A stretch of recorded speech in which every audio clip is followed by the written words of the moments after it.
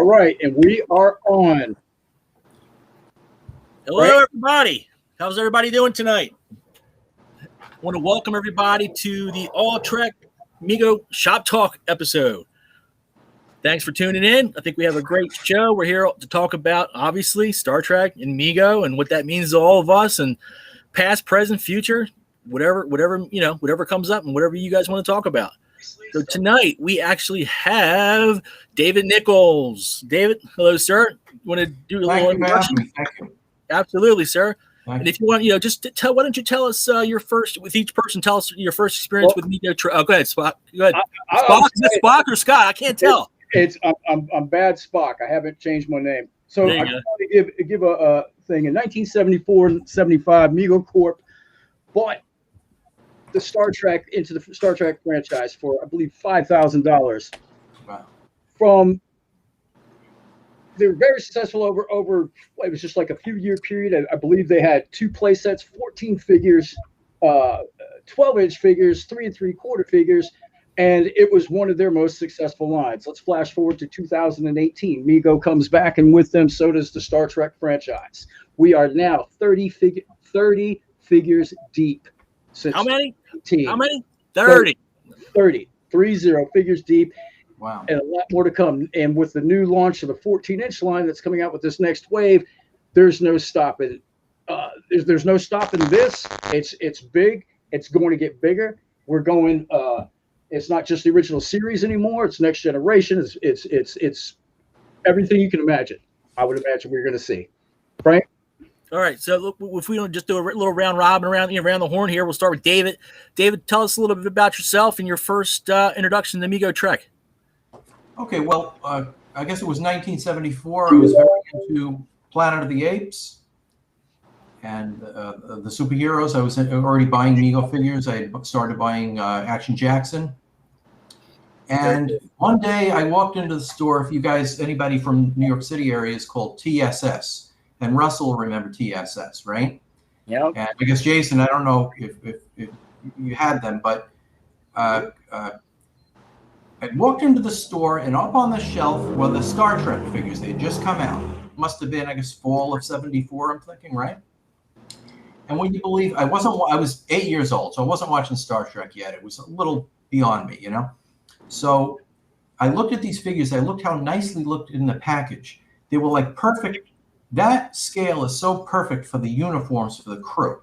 Yes. That I said to myself, and I remember saying this to myself, that I can't wait until I start watching Star Trek so I can buy these great figures.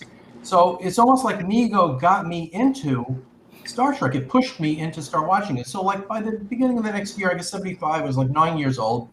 I started watching it. I think one of the first episodes I really sat down and watched was with Apollo, Who Mourns for Adonis, because that stuck with me. I remember that episode. Yep. And I went to the store, started buying them. Oh, here's another little tidbit, not anything, but the collectors will like this. I remember once in a while you'd find a Kirk with a tricorder. And I remember when I went and I first saw them, I saw one of the Kirks had a tricorder. And I noticed this, because when you're a kid, you look at these things. And I said, boy, I sure hope that when I buy a Kirk, he has the tricorder. And I didn't find another one again until MC made them. Oh, right, yeah. And sometimes they go out with a tricorder, so I got one with a tricorder. So that's how I got into Star Trek, and been watching it ever since. And very cool. I just want to say one more thing, if I have a quick minute. In 2002, I came across the Mego Madhouse, James Brady's site. Yep. And I was so amazed because I had seen custom Megos before, but I had seen like superheroes. I hadn't seen Star Trek really. And I had seen great superheroes. I remember Scott Metzger. He's a guy, I think he makes fantastic custom superheroes, okay? And I'd seen his stuff, but I'd never seen Star Trek. And immediately I contacted James when I saw his Gorn.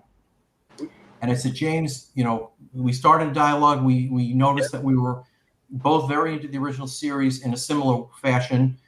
And I started having him make me these characters. And over a period of 3 years, he was sending me a character. And I brought a box here later for show and tell to show you. like every 3 months, I was getting a character in the mail from him, and both of us were saying, wouldn't it be great if Mego came back and was making these figures? I mean, we always, in other words, this stuff is not ever to replace Mego. It's just to enhance my collection, or maybe to take the place if it's not there. You know what I'm saying?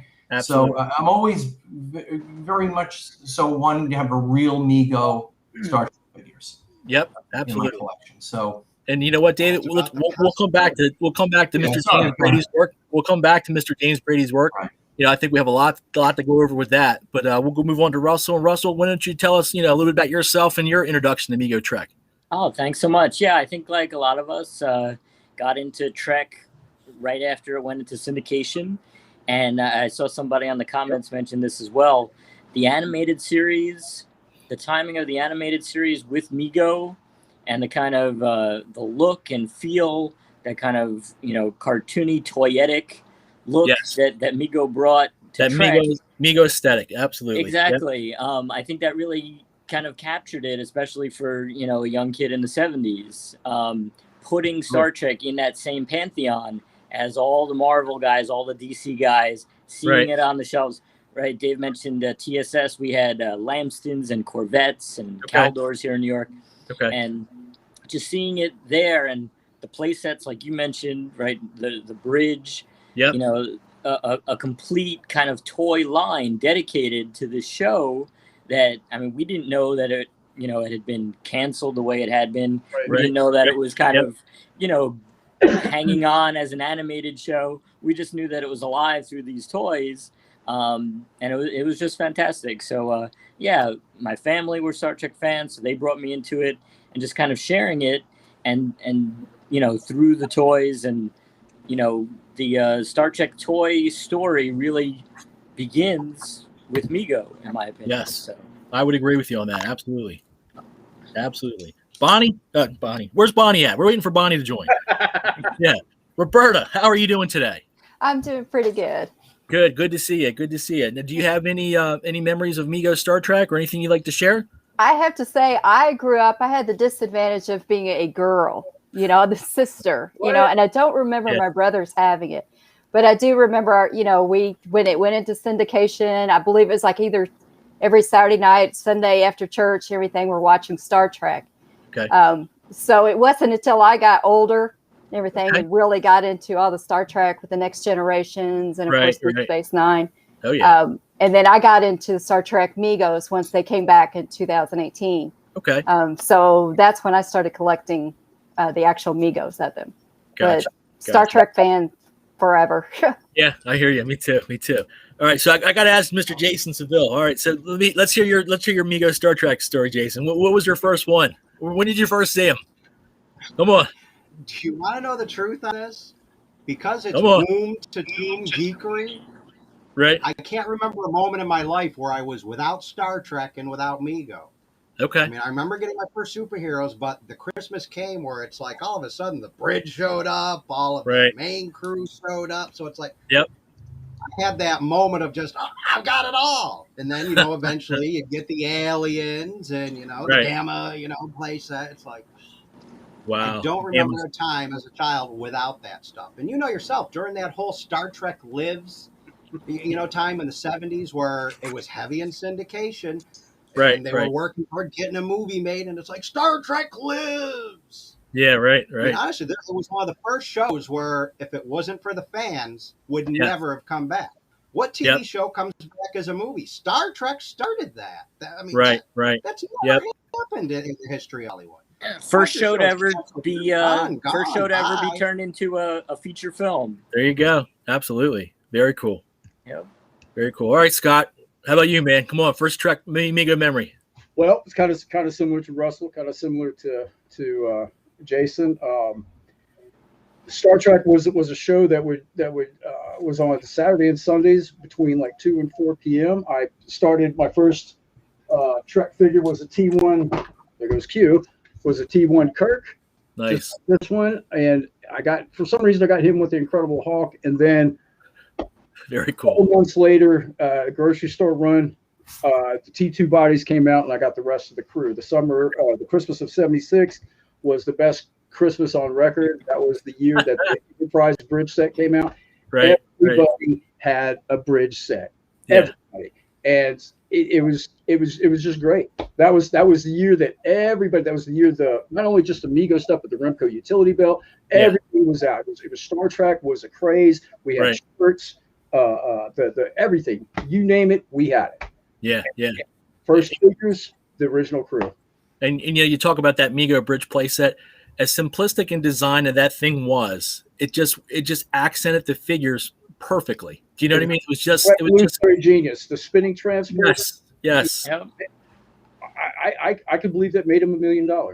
Oh, easily. I bet it did. It was just I still today have so many memories playing with that thing. It just brings back so many good memories. It's unbelievable. And I think it's such a great accomplishment to bring something like that that's lasted in the memories of us and TV producers, The Big Bang Theory, things like that. Yes. Something like that, and they brought it to us at a price point where parents really didn't balk at getting that that Christmas that you're talking about. Yep. Scott, I mean, it was affordable for everybody, and it was in everybody's living room. Yeah, exactly. And then it was remember the trading cards? I mean, everything you could possibly think of was just Star Trek crazy. They're actually this like short sleeve that I have. Yeah. I remember there was a department store. I don't remember what the store was, but they sold the shirts with the little insignias for the Don Moore shirts. Yeah. Very cool. I think for me personally, some of us were geeks growing up, though, and we were aware of Gene Roddenberry's company, Lincoln Enterprises. So in the 70s and 80s, you could actually get, strips. Yeah. The actual Star Trek film. So, I mean, even that stuff was out there. That was a good right. Yeah. It's like that stuff. It's like it's coming from Gene Roddenberry. He is Star Trek. Exactly. What I'm curious to know is Frank's a little bit younger than and Roberta too. Roberta's obviously only 23 or 24, but Frank, you must have been also the next generation. Well, it's funny because I had an uncle who was 5 years older. No, actually 7 years older than me. And I had a cousin who was 5 years older than I was. I'll tell you, I was born in 73, so I actually got hand-me-downs from my uncle and my cousin, Mego, Star Trek. And I think what helped me get into it, or not what helped me, what got me into it, is my mom. She watched it, and she watched it in reruns. And I'm 3-4 years old with her watching Star Trek. You know what I mean? I think for me, one of the greatest memories I have of Mego is walking into Kiddie World, 1976. I was only 3 years old. I can still tell you how the end cap was set up with the Star Trek aliens. That's how much of an impact it made on me. It's just one of those things that just, you see it and it just makes an impact on you. So, but yeah, I think I was around 14 or 15 when the Next Generation came out. So, I was a big Trek fan at that point already. But again, the Next Generation, I love the Next Generation as well. So, but yeah, definitely. Awesome, man. Well, in the end, I think both of those series, since they were Gene Roddenberry's creation, I think they're kind of held apart from like DS9, Voyager. Yeah, for sure. Those are kind of the ones that, these the pure ones came right from. Right. So I think they're not held to the standards a lot of the newer shows get held to. So getting back to, I'm sorry, Jason, but I was curious about this, and I wanted to ask you this before. Was there any playability in like the? I just always saw it as like, Russell, and David and Roberta, all of us, if that's what we had as a kid, it's a great show, but there's not it's a thinking show, and let's face it, there's not a lot of thinking going on in the sandbox. What we're thinking of is this guy is going to beat up this guy and blah blah blah, and there's going to be a transporter accident, and that just didn't happen on the Next Generation. Yeah. So I think that's where the connection to the animated show, even though the animated show was made by the same writers, a lot of the same minds getting into it, telling the stories in a shorter format for kids. Yep. I think that's where that connection really helped the toy line be a toy where you could take it from they're not debating the ethics of a situation on a planet, but you've got them on an alien planet with a creature or an alien plant, and they've got their exploration set like the AMT models did, and they're all geared up and they're ready for whatever adventure you want them to have. So you didn't necessarily have to copy what happened on the original series episodes, but it was kind of a launching pad for a bigger universe, I think. And I think David mentioned this earlier. How many of us had an adventure where the Star Trek guys, they beamed down to the Planet of the Apes? I mean, That's right. Oh yeah, right. Absolutely. Dr. McCoy was like the doctor for the whole town. Oh yeah. So if Batman had a problem, go see Dr. McCoy. Uh-huh. In fact, Dr. McCoy lost a couple patients on my watch. Yeah. It's good sandbox action. Oh yeah, heck yeah. We had crossovers with the superheroes, with Action Jacks, with everybody, it was that cool. Absolutely. I know the Green Arrow made a modified Klingon. Yeah, right. That's a good idea. That's a very good idea. Very good idea. Hey, so listen, speaking of good ideas, I forgot all about this until I heard modified. So Roberta, I'm going to show this is especially for you because I think you probably be the one here who hasn't seen this yet. This, what I'm about to show you, was made by the gentleman right above you in your Brady Bunch square. Okay. From the animated series. Oh, nice. How cool is that? And Genius. See, I did it like how I thought Mego would do it. They wouldn't have tried to put a third arm or third leg in there. Right. Like, it wouldn't have been cost effective to produce that body. Yeah. But I just think this is so cool. That is wild. That is wild. That was a great project. I want to give props to Neil Smith, who helped me with that design with the model of the head. I took some 3D renders of hands and customized them for RX. Okay. And that was a labor of love because I really think that to bring the animated series back in, it really was the same time that Star Trek was trying to survive and take hold. Right. Trying to make, and I think RX was a fun addition, for to replace Walter. And thanks for that, Scott. Let me ask you this, Russ. Are you still making those and selling it? Okay. Yeah, I just had. We'll talk after the show. Not a problem. It's on its way. Put it on my list. Yeah, there you go. There you go. 2 sales already. So, my treat. That's great. That's a good segue, Scott, as far as bringing that up. And David earlier was talking about James Brady and all the fantastic work he did. Yep. And David, feel free to jump in and speak on that. I mean, you know James very well, but go ahead if you want to add anything to that about James and the things that he's been working on for years. The pieces of art. Let's put it that way. Yep. That's what they are. I mean, again, neither James, and I can't speak for him. I was hoping he'd be here tonight. He has to work. But when he started doing it, and we really connected in a way because we had very similar feelings about Star Trek and Mego. And he always said, what he was making was not in any way ever to replace Mego. You didn't never see him make a Captain Kirk or something, right? Yeah. It was only to enhance or to maybe fill in the missing pieces or had Mego continued. Correct. This I want to say, I've been really pushing for the aliens. Most powerful, phrase in the world. Yep, absolutely. Yeah. I've been really pushing for the aliens and the guest stars, right? And for a couple of reasons, and a point you guys made before. Star Trek is a thinking show, but it's so iconic, the original Star Trek, that even the guest stars are iconic. I mean, people know them. People who don't even watch Star Trek know the Gorn. And so. Oh yeah, heck yeah. Yep. I'm really pushing for that, and I'm pushing for another reason too, because we found out that Marty, his intention was if he was allowed at the time to continue the television show, which is what I think he wanted to do, but the license kind of pushed him to the motion picture. Right. He wanted to make more. Was his plan. He wanted to more aliens and villains and aliens, which I think is interesting for kids and for us too. Could be something for all kids, right? Yep. They have interesting villains. Yep. So that's why I've really been pushing that a lot. You've seen I've been posting a lot of these photos and so forth, and it's not, you know, for any other reasons, just because I want to get people. And again, I don't create the demand with my photos or something. The demand's there. You know, it's not like I'm doing something to say, you know, I'm going to get everybody into Trelane. You know, everybody already likes Trelane. You know, it's not something I can do or want to do. But it's just to show that, look, it's possible. We'll see what they can do, David. Let me interject real quick. They can do the Trelane, and they'll have a dual use for the head, right? Come That's on. Right. No, it's a great one to do.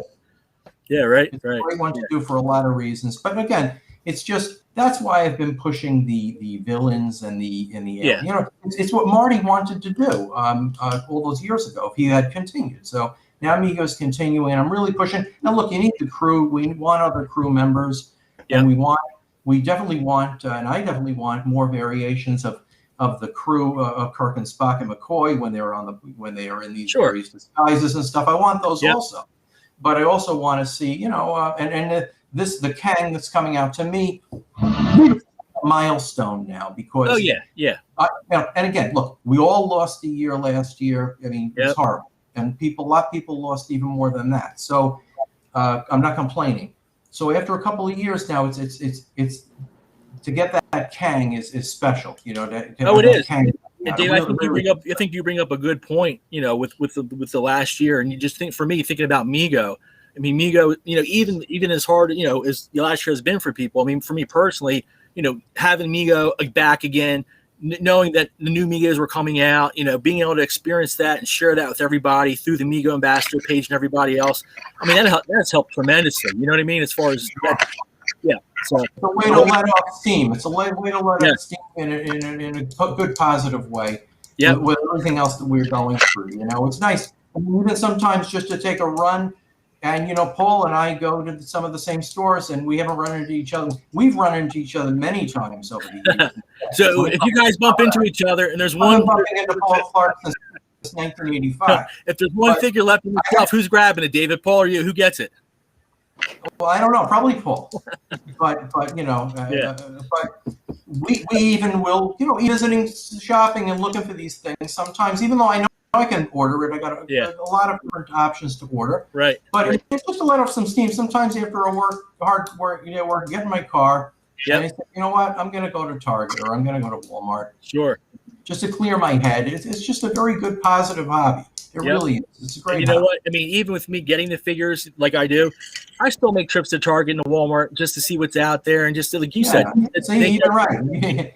You even do it. So it's a fun thing to do. It's a fun thing. It is. You know, it absolutely is. Well, since Mr. Paul Clark's here, I'm going to ask him. Paul, what's your earliest Mego Star Trek memory? I'm on? Yes, sir. Hi, Paul. You're on. Hey, Paul.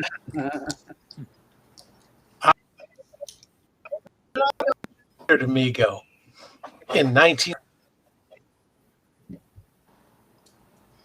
saying, you guys watching this on TV, and they got Captain Kirk, Scotty on. You guys should make a line of that. How about that? I mailed it on to me for they're not gonna. Yeah, you're 8 years old. What business do you have telling a company what times 10? Yeah, right. That's pretty funny. I go into the local 5 and 10 a couple weeks shelves. Like, they got my letter. Hey. It was long in production. They were listening to you 5 and 10 on. That's right. Yeah. You know, 5 and 10 in Mineola, New York to get them. They were already on the water by the time up, and they went, "Oh, should we make these?" Oh, yeah. They kept your name on. They kept your name and your contact information on file until 2018, right? I got a little. That's when Marty reached out. He said, "Hey, you're the guy." Yep. What's up, Scott? Speaking of that, Russell, you're going to have to think of a creative name, pal. Look at your name. I didn't realize it was I didn't want to throw an insult at you. a competition here. All right. No, don't feel like you have to go with that peer pressure. I'll come up with a better nickname than that. Right. I changed everybody's names, but I don't know Russell well enough to pull that kind of a stunt on. That's all right.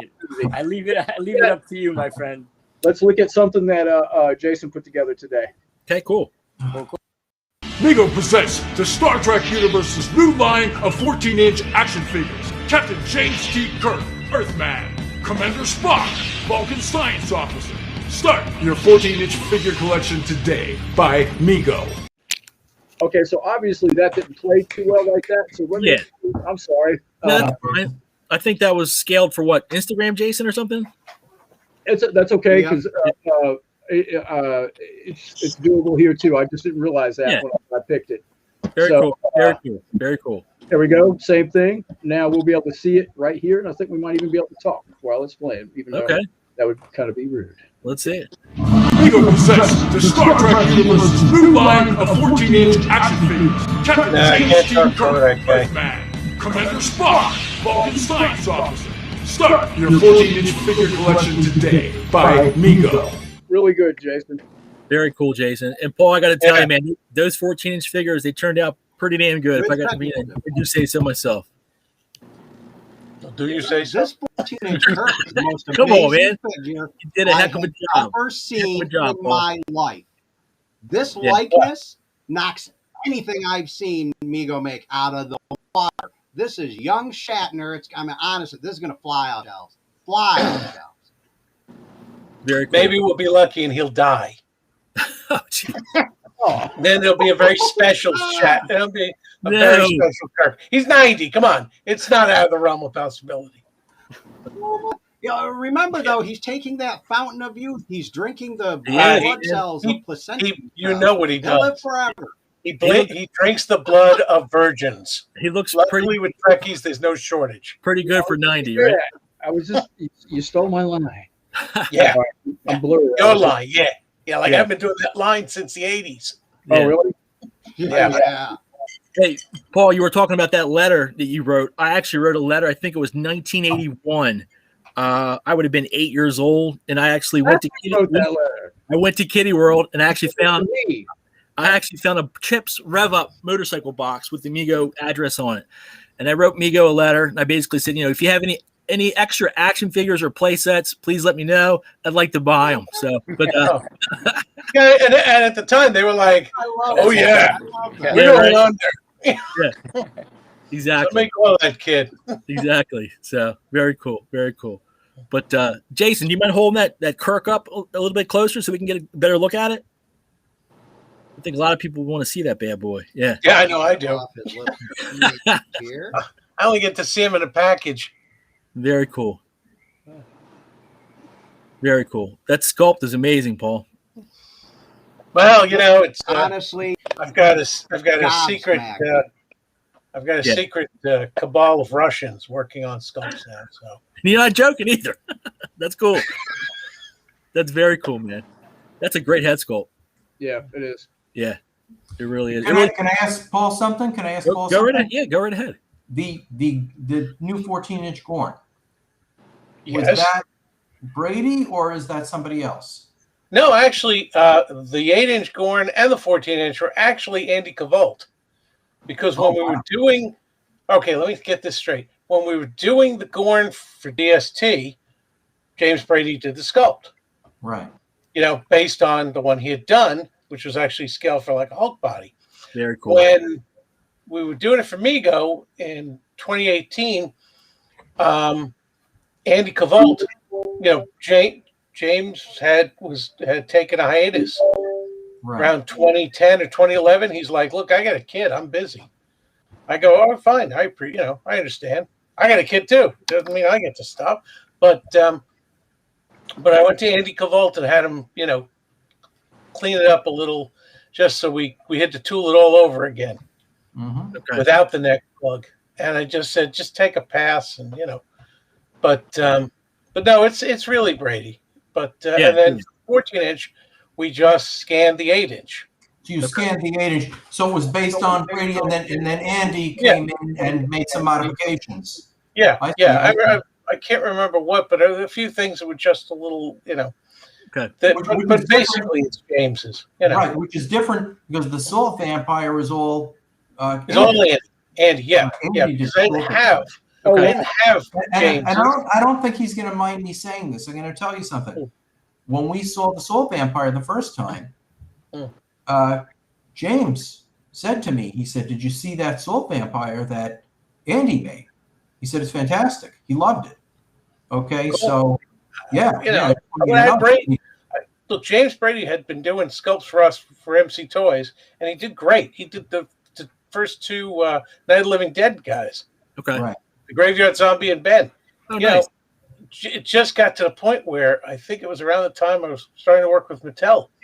James was like, "Listen, I'm at a different point in my life. I can't be, knocking out a sculpt. Yeah.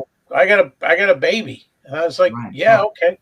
That's it's life, Sometimes people take a break. He did a few other Night of the Living Dead. They didn't come out, right? There was a couple of more that he did. And he did the sheriff, and we never. He made a sheriff, and we never really, based on the sales of the first two, the sheriff was not likely to be ever made. Very cool. Okay, the sheriff. Cool, thank you. Yeah, I wanted to know about that Gorn. I wasn't sure. Wasn't positive about the Gorn. So that's real quick. This is getting off subject, but you said the sheriff for the Night of the Living Dead. Yeah. Oh, that was the fat guy with the pork pie head. That's the guy that was the car salesman for real. That was that's what he did in the town. All those people knew each other. I know a lot about the movie. Okay, that's great. Yeah. I don't know, I never watched the stupid movie. Really? You never seen it? Figured. Wow. I'm so sick of this. Wow. Hey, Jason, why don't you hold up the Kang a little bit closer? I'm sure people want to see that too. All right. It's like it's freezing. Amazing. Disruptor and all. Yeah, very cool. Fantastic. Isn't that That's awesome? a milestone. That's a milestone. It is, man. That's like a bucket list figure for me. That's what? The Kang with the disruptor. That's amazing. Amazing. Sorry. I've had I think Eddie's hogging all the internet. But the Kang is James Brady's sculpt. There you go. That's beautiful. I've got a bunch of James Brady sculpts that I bought from him and said, these are going to go slowly, but I'm going to try to get as many as I can in the pipeline. Very cool. I know. Wait, go ahead. Dave Nichols. Wait, right, David Nichols, right? Yeah. Did you say we went to school together? Yeah, we did. We were in a couple of classes. You were a couple of years ahead of me. Not that I'm giving away everyone's age. At Hofstra. We were at Hofstra. Wow. Okay. I don't remember anybody went to Hofstra with. I remember faces. I'm very bad. I'm very bad with names. I was also we've run into each other literally hundreds of times at shows. Okay. In toy aisles, toys.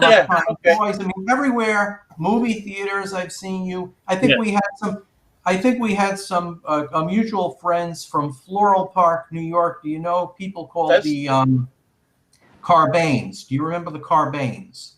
It was a bunch of girls.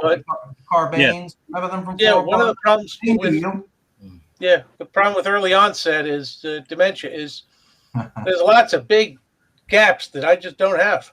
Yeah, no, I understand. But I remember faces. I'm not great with names, though. I wish I was great with names. Yeah, I do remember the faces. Yeah, we were in a couple of classes together. Very cool. All the way back, probably 80. I'm going to say 85. Very cool. Yeah, graduated in 86. Okay, cool. Yeah, we were. Yeah. Before you hopped on, Paul, Russell brought it up. We kind of went with it for a minute, and it was a question I've been requested to ask. Star Trek figures were based on how much of the cartoon, the animated show, influenced the actual production of the figures. Okay, all right. Let me get to the point. Marty swears that it was based on the syndicated TV show. So, end of story. Marty's the guy who was involved, did it. I said, but Filmation was doing the Saturday morning cartoon around this time, and he goes, "That was later. They did that because we did the figures." And I went, "Really? Okay." But the official story from the chief is it was the TV show and syndication. That Neil Cleveland took him to one of the Creation Thanksgiving shows at the Hotel Pennsylvania, and that's where he said, "Aha, this is what we're doing." That Klingon looks a lot like the animated show. Just saying. And you know what? That's what scholars do. That's what historians do. Right. You take the information from the primary source. Yep. And then you see if it holds water. But quite frankly, in Marty's mind, it was the syndication. Yeah. Gotcha. It was showing the show every day, 6 o'clock, right after Batman. Yeah. Yep. And I think it's really just the cartoons. Let's be honest, the toys are what got kids into watching the actual television show syndication. Yep. Most places it was Monday through Friday at 6 o'clock instead of the news. Why don't we go to Russell? Toys generated big interest in the show itself, TV show.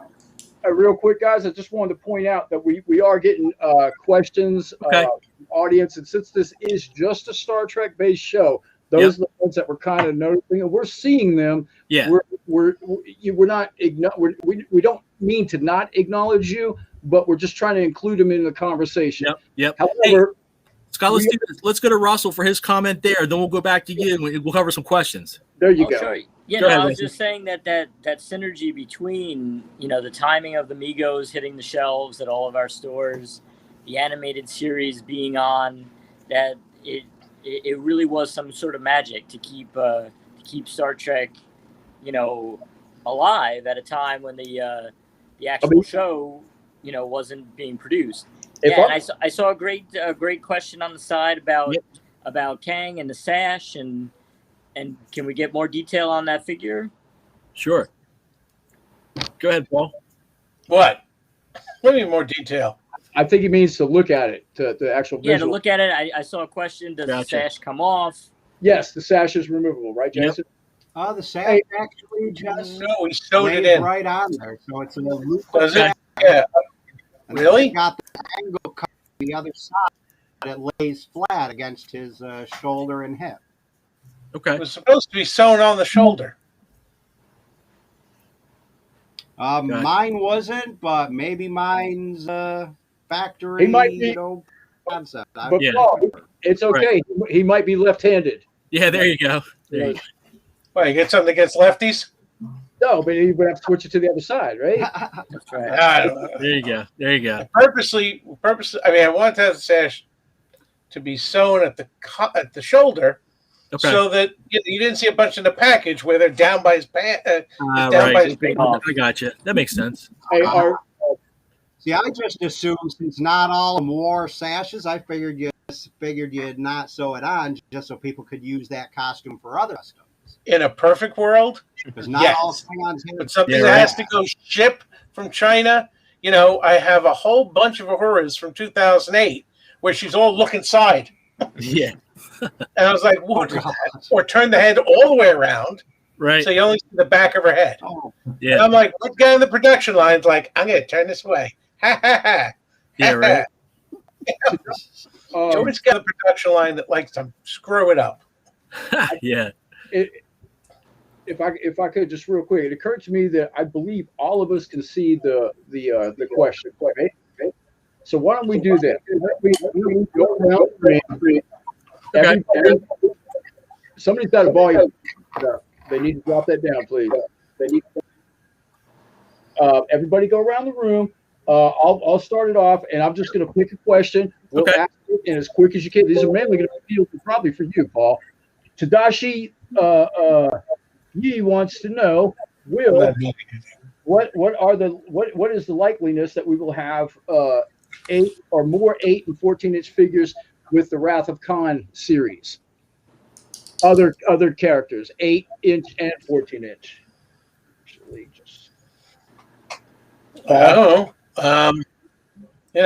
I'd like to see him. It depends on how much interest there is from the fans. Okay. The outfits are done. I've frequently said we could do a Sulu and Chekhov without having to really resculpt them, Right. because they didn't really change that much. McCoy, I think the Scotty, you could do him yourself with Cliff Clavin. Yeah. Yeah. I'm sorry, but I mean, I'm looking at Scotty and I'm looking at Cliff Clavin and going, close enough. So do we. Pretty darn close, right? Pretty darn close. So what's the point? So Mego puts out a Cliff Clavin as Scotty, and everybody is like, "Oh, this is terrible," But I don't, where we get a new head sculpt depends on how popular. Okay. I think Wrath of Khan suffered a little from COVID, but it seemed like it came out and then everybody shut down. Yeah, yeah. Hey, But they were gorgeous. They're gorgeous figures, though, Paul. I'll tell you. hey, so David, Go ahead. David, you like that? Go ahead, David. And thank you for Squeeze in. that flap opened on the front. Yeah. David, you want to hop in, pick a question that somebody in the on the side's asking? Me? Yeah, go ahead, David. We're gonna go around. Go ahead. I mean, they're asking for stuff. They're asking for stuff that I ask for all the time, like the Khan and the cold jacket. I look at the interesting. Like I was saying before, Paul jumped in. I don't know if you heard what I was talking about before, but I'm very big on, and I see some people asking for it. I mean, I don't have the answer. Paul probably, I'm sure, will know, or if he could tell us, we don't know. But I'm very big on the villains and the aliens. Getting some of those out there. That's why this Kang release to me is just such a huge thing. What Kang? Like more. Okay. Yeah, he's Kang a gorgeous who? figure. Yeah, right. I agree with you, Dave. He's a gorgeous figure, and I think he's a great addition to the line. Good stuff. So I see people asking about. Well, Can I ask Paul another question? Absolutely. Can I divert it to Paul? So now some people are asking about Khan. We're asking for the couple of versions, from the TV series. I'm talking about the dinner situation and his red attire or what have you. I mean, you're gonna release Khan? I did the red. I did the red jumper. Right. 2008, 2008. It's a matter of I've got the Khan sculpt done. Thank you, James. There you go. So we'd have to. It's like I think the dinner jacket's a great idea. If we can put Khan, when they say, okay, let's do Khan. Okay, well then I want to do him in the dinner jacket. Right. Because I've done the other one before. People have it. You're trying to see what'll get you the most. Now, if everybody's clamoring for a re-release of the 2008 one, that's one thing. But like the Romulan. Yeah. But I'd rather do something new. Right. Okay. But if it doesn't sell, then it's going to be, well, whose brilliant idea was that? That doesn't sound like it's a no, though. So maybe. What about selling just everything's a maybe? There you go, Roberta. No. Was that Roberta? What about just selling the outfits? Because the outfits are all the work of doing a figure without. Oh, okay. So outfits are great. In the old days, it was they're going to buy one Barbie and then they'll buy 10 outfits, and Barbie will have a whole big closet of clothes. Boys don't do that. Captain Action failed because they thought he'd want to dress up like Superman one day and Batman another day. No, they want Superman and Batman every day.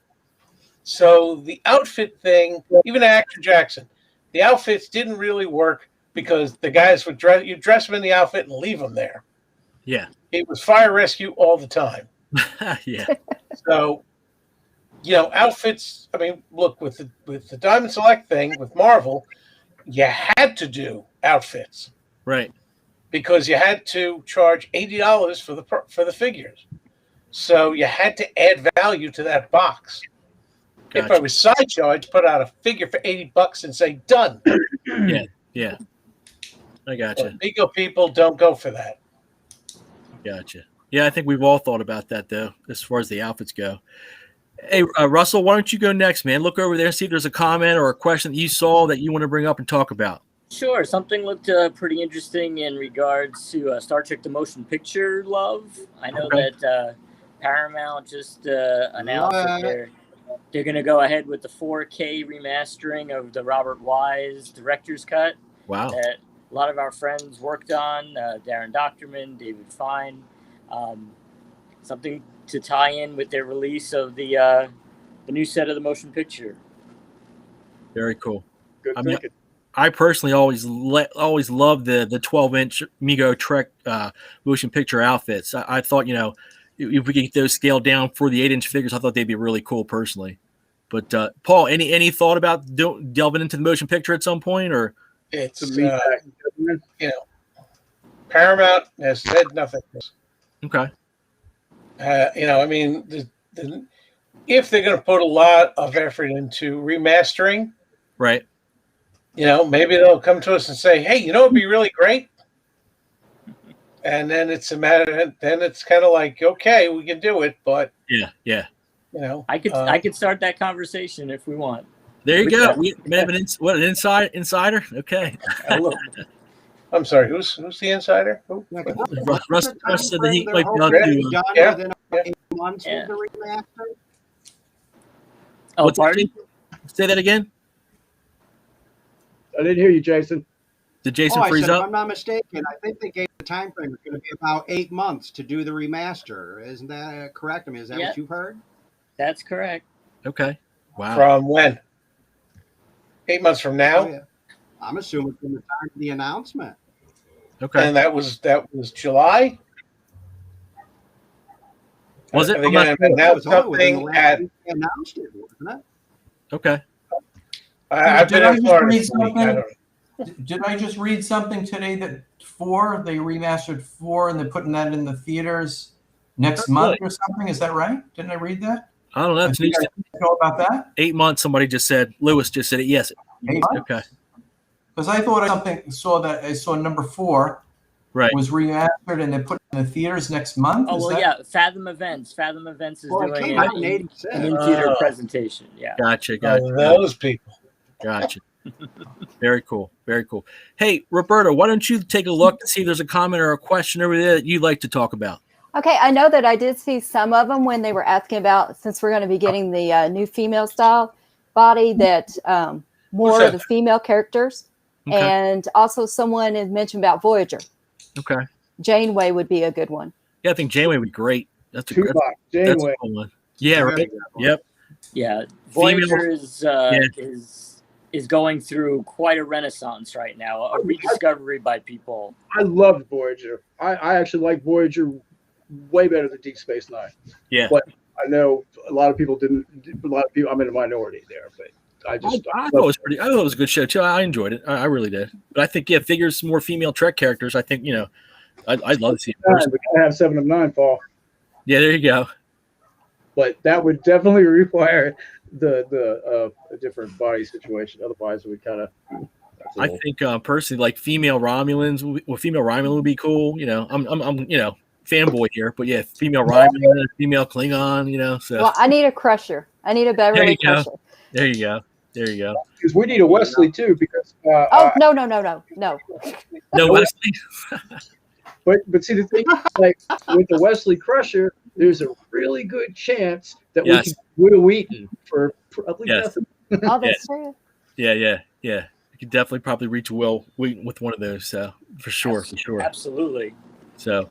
Well, he's alright, so he definitely would have been in the Mego generation. He'd love it. Oh yeah. Yep. Probably. I'm going to jump in. There was a question earlier. Yeah. Somebody that mentioned the unlicensed Trek characters like the Neptunian and the Keeper and things like that. Paul, any thought about going back to those and redoing some of those unlicensed Trek characters that came out in the 70s? Yes, but they wouldn't be Star Trek. Okay. See, what happened was when we were doing the Keeper and Time Select, they said, by the way, take the trademark off the name. That's not ours. Oh, so you can't. Yeah, like that was Mego's own abomination. Okay. And the Neptunian too. By the way, if you ever do that, that's not ours either. Okay. The guys at Mego came up with that. Oh wow. And I scoured the animated series looking for a Neptunian. Okay. Yeah. And as far as I actually have a theory, which Marty has already told me I'm dead wrong about, that I'll say it anyway. That the Neptunian was actually Mego's way of backdooring into a creature from the Black Lagoon. Right. Wow. With fish face and the hands and the scales, and just altered him enough to be. Hey, he's an alien. He's not a. Paul, he's not a monster. Right. Hey, I'm sorry. I have to do this because Richard Mark is right. Paul, you're slipping a little bit because now you need a TV accurate Mugatu. He could get rid of the hippie clothes, and he needs to get his little furry, suit with the little spurs on the back. I'm sorry. How did I slip? That's what? Excuse me. You haven't slipped yet because I know this is on the plate. What? It has to be. What? To make TV accurate Mugatu. What do you think about that, Paul? You made it accurate. Screen. What are the two watchwords? Every time I talk about this stuff, what are the two watchwords? Screen accurate. Yep. Okay? Everything I do, I want it to be screen accurate. Very cool. So I did that Mugatu, and I don't want to do him again. Mugatu, the screen so if we're going to do the Mugatu, he'd be in a fursuit. But what we're saying, look at Mugatu in a fursuit. Yeah. It looks like a teddy bear or a beanie baby. Right. So you got to step carefully. Yeah, I hear you. Around the Mugatu droppings. Gotcha. Well, I mean, I think, just switching gears here, I think personally that I can tell you from my standpoint, all of the Trek characters, especially the original series Trek characters, have all been received extremely well. I mean, they just seem to be. Oh yeah. They still click with people. They still resonate with people.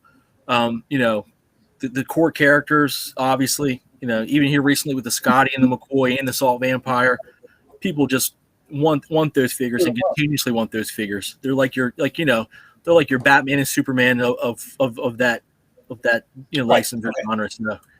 The thing is, Kirk and Spock sell better than everybody else. Right. Okay. Next, original series sells better than other series, and Kirk and Spock sell best of the original series. Yeah. So how many Kirk and Spocks can you do before you're choking? Yeah. We're not doing Patterns of Force. That's right out. Right. But even in City on the Edge of Forever, or Bread and Circuses, or Piece of the Action, it just doesn't really fly off the shelves. Right. It's like, look, it's Kirk and Spock in gangster outfits. Playmates. Playmates was doing that. Playmates. In KB exclusives. Where it's like, look, Piece of the Action, 9-inch. What was that, Jason? I think Jason froze a little bit there. Oh, good. It's not me. When it came to the movies, though, didn't they actually manufacture those in really small quantities? They got to those kind of variants where they were making literally like 1,700 one. No, that was the bad days when they went. They did that with the 5-inch and pissed off I remember everybody. those. Like the Picard tapestry and the William and the Thomas Riker. I remember those days. Yep. Hey, Paul, how about you guys going to the Vegas show this year? So I've been told. 5 days. I'm on my feet talking Star Trek. You're gonna love it. You know you're gonna love it. That's why you didn't wear your Kirk shirt. I'm wearing a Kirk shirt. Oh, you there are? it is. Yeah. Oh, he's wearing one of them anyway. There you go. Very cool. Very cool. Oh, very cool. I know that. I got to change your name again. That probably. I mean, I think just with that being one of the first shows after with pre-pandemic stuff, Paul, it probably will be a huge turnout. You thinking the same thing? Star Trek people go crazy all the time. They had no show last year. Yeah. Right. So yeah, it's if I will wear a mask the whole time if I have to. Yeah. But if the tribe is going to be meeting with the Star Trek insignia on them, Paul. Yes, I'm sure they do. Yes. Or how about a mat with the Mego logo? There you go. Hey, so here's the thing, and please make sure that this happens if you can. I need you guys to be there next year, because next year I am going. That's going to be my one trip. It's going to be Vegas Star Trek. I have to go. I haven't been, and I will die soon, and I want to do it before I die. Jeez. Make it so, Scott. Make it so. Make it so. I've been to one major Trek show in my life. It was in Philadelphia. I think I was around 14 or 15 years old. I didn't even really comprehend the scope of it back then, but it was amazing. It was an amazing experience for sure. So they're big deals. Absolutely. I've been going since the 70s. Okay. I've lost track of how many I've been to. I hear you.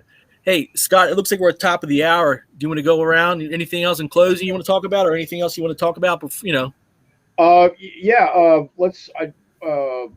Somebody's asking about the Vegas thing. They want a little bit more information, Paul. What's the date of that? Do you know the date offhand, Paul? The date for that? Oh yeah. August 11th to the 15th. Okay. It is Creation Entertainment.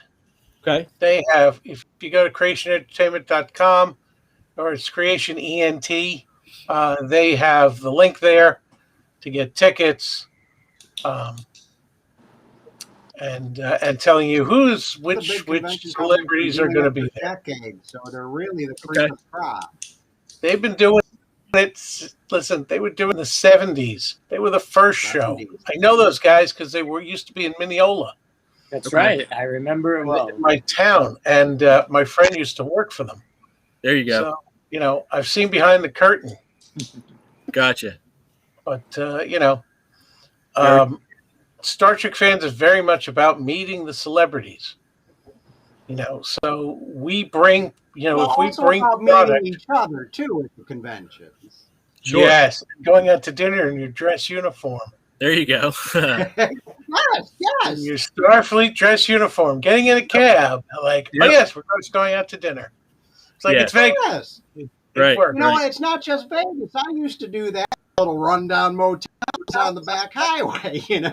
Well, let's not get into it. But I mean, the interesting thing is, you definitely, that's where I noticed that Discovery is bringing in a whole new fan base. Okay. And they are very passionate about it, and they're very young. And I'm sorry, I love TOS, but I'm going for those youngins. That's why I saw them, and I was like, can we do Saru? Yeah, right. I was going to mention Lower Decks as well, I think, is an untapped market. Yeah, don't worry, it's not untapped. Really? Oh, is it like Mike in that crew. Yeah. The Strange seems like it's going to be mind-blowing. Well, animation, remember, gives you the ability to do stuff you couldn't do in live action without a huge budget. Yes, indeed. So, I see Lower Decks as a way that they did it for laughs the first time and kind of did it, but I see it as when they brought Riker in at the end, I'm kind of like, this is the inexpensive way to be able to lay out a lot of stuff. Yeah. And introduce things that you wouldn't, would be leery about doing in live action. Absolutely. So, but that being said, I believe that Trek has a lot of life, but we need to connect to the larger Trek community. Right. We need to be getting more access on all the Trek groups. And, the more they support, the more we'll do. Definitely. Get the word out for sure. All right. Well, Scott, again, it's at the top of the hour here. Do you want anything you want to hit on before we close it out? We'll go around the horn. Let's go around the room first, and let's you and I close this thing out after. Okay. All right. David, we'll start with you. Thanks for appearing tonight, David. Just go ahead and anything you want to end with. No, that's it. Thank you very much for inviting me on. And, it was very informative. Very well, sir. Very well. Glad Paul came on because he could answer some of these questions. Absolutely. Vaguely. I answer vaguely. Russell, move on to Russell. Go ahead, Russell. I just wanted to say that I think I speak for all of us that Mego shares a very special place in Star Trek history and in our youth, and it's great to see them together all the time. Absolutely. Yep, Here. Absolutely. Jason, anything in closing? Wait till y'all see this Commander that's coming your way. New paint jobs on these ones that just make this figure look spectacular. Mind blowing. Very cool. That's going to be the standard for all the uniforms going forward. Nice. Awesome. Once we saw Picard data up close, they did a good job with the material selection. Yeah, no, they did. And but after I saw Picard and data up close, I went, no, we're going back, boys. Yeah, you're gonna get this right if I have to come to China. I'm not allowed to go to China. Very cool. We're glad Very you're cool. a taskmaster, Paul. Yep, we appreciate it. Roberta, how about you? Anything in closing? I'm just looking forward to more of the Star Trek Megos. Like you said, every wave it gets better and better. So it's going to be nice seeing the new ones. Absolutely, I hear you on that. Paul, anything you want to end with or close out with yourself? We're making new ones. I don't know. Are you? You better. There are lists within lists within lists. You heard it. You heard it there. There's so many lists. Getting people excited. Yeah. Anyway, all I can tell you is we are fully vested in Trek. Awesome. And we're going to keep pushing it, and because it dovetails great with Mego history, and I hope to see more 14-inch Trek. Absolutely. Yes. Just out of curiosity, so on the Star Trek, do you have a license for a blanket one for Star Trek, or do you have to get them for each series, like each show? That's a good question. On advice of counsel, I cannot answer on the grounds they're being thrown at me. But what they do is actually traditionally that it's always looked at as, okay, it's the original series, Next Generation, Deep Space Nine, Voyager, Enterprise, and the first 3 movies. Okay. That they cut there. Gotcha. You're like, okay. And then verse Kelvin, whatever. Kelvin Yep. is a separate license. And everything else is, anything new is going to be a matter of we begged for Discovery and got it added. Strange New Worlds, I said we have got to get it in there. Very cool. Have got to. Did they under Yes. my point. So how did that go?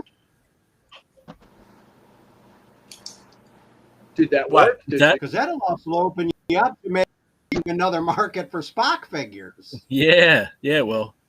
Yeah. With a different guy. I think that's our another answer. new Spock. Very cool. I think we're all excited for that. Possibly. It all depends on if the peg warmer. Okay. Then the vinyl.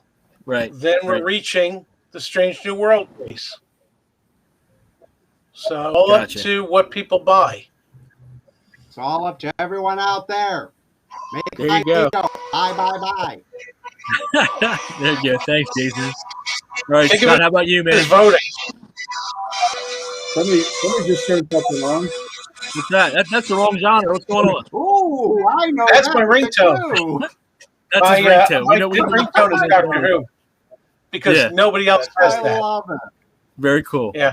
All right. Whenever my phone, I go. I'm not worthy to be your friend. Yeah. Very cool. How about you, Scott? Anything to close it out? Yeah, I just want to say once again, guys, we thank you guys for coming on here and kind of going by our little format that it still is a work in progress. We're trying to get everybody involved in this, and it's just as easy as just, you want to be involved, come on, let's get involved. There's nothing to it. Nobody is excluded. Nobody. This is for everybody. It's a good product. It brings us back to our youth. It's good, wholesome fun, and you can't go wrong with things like Star Trek. I believe we're going to have a little couple week break. Mego has always been a shared youth. Why should the community be different? Yep. Exactly. Absolutely. We're going to probably have a couple week break on this. We got some other things coming up. In the meantime, I think our next theme, if I'm not mistaken, is horror. Frank? Okay. Yeah, I think we talked about that. Yep. And if you think just putting on a shirt is something, we're talking about full makeup and. I'm kidding, but again, guys, thanks a lot. It's it's a good, wholesome night. I appreciate it. And thank you, Scott, for making it all work seamlessly. I'm one of the bunch. Thank you to everyone here. Yeah, absolutely. I just want to say thank you for everybody who were wonderful tonight. On the panel tonight. We appreciate you coming on and joining and talking about Trek and Mego and everything that we all love. Thank you, Paul, for jumping on here with us. We appreciate that and your insight. I want to thank everybody out there for tuning in. Like Scott said, this is a work in progress, but we appreciate you guys sticking with us, and lots of things to come. Definitely lots of things to come. So want to wish everybody, great rest. John Boy. Good night. Hey, is that a teaser? I don't know. No. Thanks for everything you do, Frank. Thanks, good night, everybody. Yep. Have a great weekend. Big mind Mego, like Jason said. Mego. See you guys. Don't play that.